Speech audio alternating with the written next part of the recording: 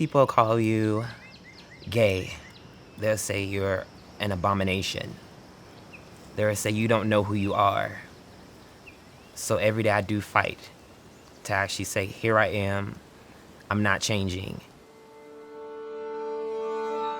Well, originally my Sephora journey started, it really wasn't my journey to speak of, it was my grandmother's. My grandmother was everything to me. She was battling cancer, so she lost a lot of weight, lost her hair, pretty much lost her confidence. It was a friend of the family. She told us about the class for confidence. And my grandmother, even though she was never into makeup, she did it because she thought it would actually help her. And that's why I'm forever grateful for Sephora. I've been with Sephora for about almost 2 years. I am a color specialist.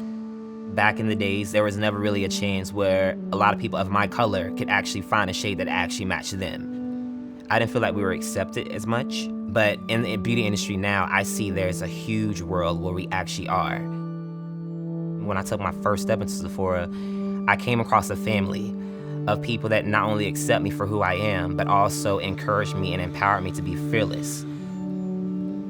And this is the truth. Once I started working at Sephora, that's when I finally got the courage to actually speak about it and tell my father, like, Dad, I'm gay. It took me a long time to get here.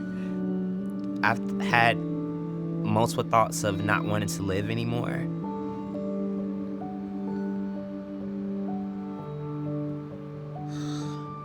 I can say I'm not perfect. I don't try to be perfect at all. But I'm happy with who I am today.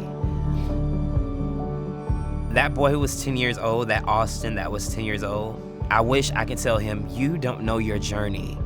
You're gonna take a lot of losses, you're gonna be bullied, and you're gonna be put in a box. But your journey is gonna be amazing when you get to the end of that road.